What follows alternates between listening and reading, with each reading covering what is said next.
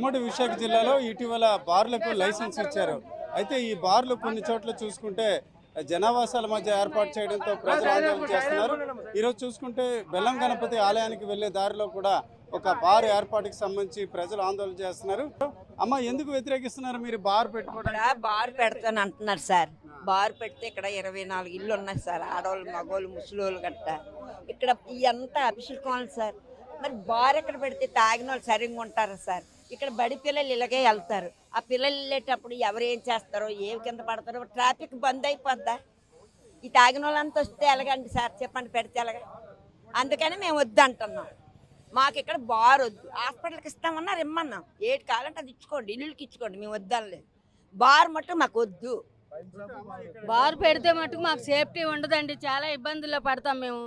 చుట్టుపక్కల ఇల్లులే ఉన్నాయి, మాకు సేఫ్టీ ఉండదు, పిల్లలకు ఉండదు. చాలా మేము రిస్క్లో పడిపోతాం. బార్ ఇవ్వడానికి అయితే మాత్రం దయచేసి పర్మిషన్లు అయ్యి తెచ్చుకోవద్దు. పెట్టుకున్నా సరే మేము ఒప్పుకోం.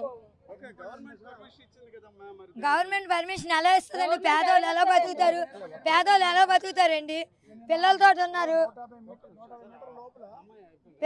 పిల్లలతోటి ఉన్నారండి. అందరూ చదువుకున్న పిల్లలు. ఇటు పక్క స్కూల్ ఉంది, ఇటు పక్క ఏమో ఎంతో ప్రసిద్ధి చెందిన బెల్ల వినాయకుడి గుడి ఉన్నది, దేవాలయం ఉన్నది, చిన్నపిల్లలు చదువుకున్న స్కూల్ ఉంది, కాలేజీకి వెళ్ళి వచ్చి పోయే పిల్లలు, మేము ముసలోళ్ళు, ముత్తుకోళ్ళు అందరూ ఉన్నారు. తాగుబోతే అదవులు తాగేసి వచ్చి ఎవరికి హాని తలపెడితే ఏంటండి పరిష్కారం?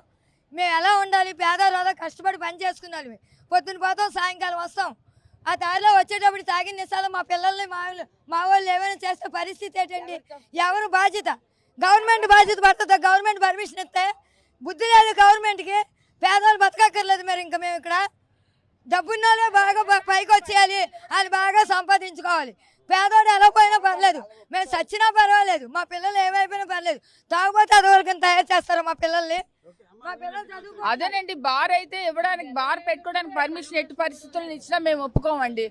ఇక్కడ చుట్టుపక్కల అన్ని ఇల్లులు ఉన్నాయి, అన్నీ ఉన్నాయి ఇక్కడ. మరి అలాంటప్పుడు బార్ పెట్టుకోకూడదు కదా. ఇంకా షాపింగ్ మాల్స్ ఉన్నాయి, ఇంకా వేరే వేరే బోర్డులు ఉన్నాయి, అవి పెట్టుకోవచ్చు కదండి.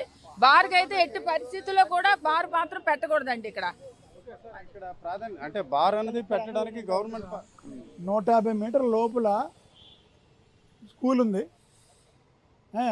బలంగా గుడి ఉంది, రెండు కూడా 150 మీటర్ల లోపల ఉంది. కాబట్టి బార్ అనేది ఇక్కడ పెట్టకూడదు యాజ్ పర్ రూల్.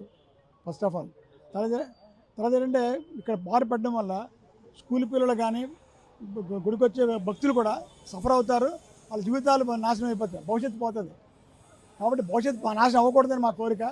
ఇక్కడ అందరూ బాగుండాలని కోరుకుంటాం. కాబట్టి బార్ పెట్టకూడదు మా రిక్వెస్ట్. అదే వాళ్ళు కూడా ఎప్పుడు వెళ్దాం అనుకున్నాం. ఉండండి సార్, మేము కలెక్టర్ రిప్రజెంటేషన్ ఇద్దాం అనుకుంటున్నాం. తర్వాత కమిషన్ అందరికి ఆల్రెడీ ప్రిపేర్ చేశారు. మా వాళ్ళందరూ వెళ్తారు, పట్టుకెళ్తారు. అంటే ఒక జీవితాలు పాడగా ఉండాలండి మా కోరిక. మీరు ఏ పెట్టుకుని మాకు అభ్యంతరం, మేము కోఆపరేట్ చేస్తాం. కానీ బార్ వద్దు, బార్ అంటే రాసి పెట్టడానికి వెళ్ళలేదు. అది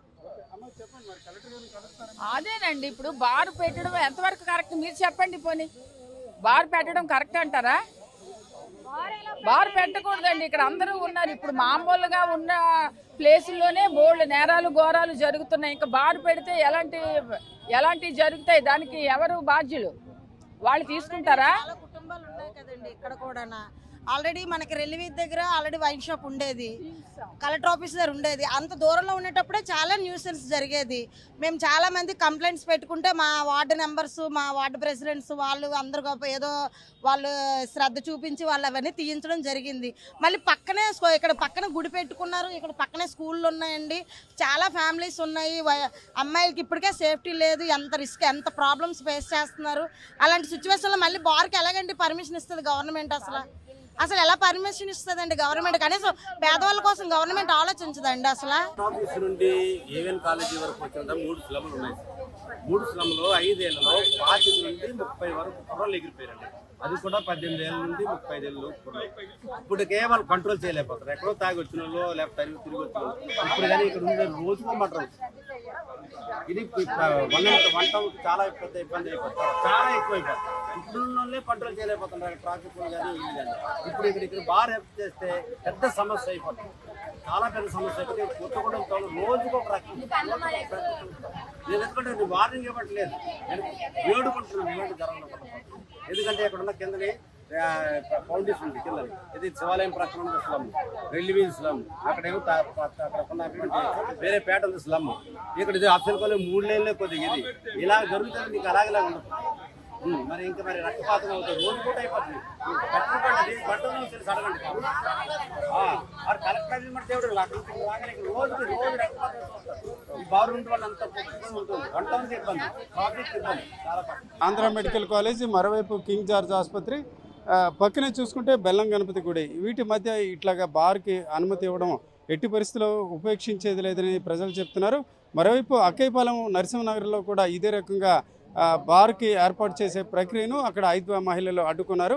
ఒక రకంగా ఉమ్మడి విశాఖ జిల్లాలో వేరువేరు ప్రాంతాల్లో ఇచ్చిన అనుమతులు రద్దు చేయాలి, జనావాసాలకు దూరంగా బార్లకు అనుమతి ఇవ్వాలని మహిళలు కోరుతున్నారు. కెమెరా పర్సన్ తిరుపతితో Ramachandra, RTV Visakhapatnam. Local to global news at your finger tips.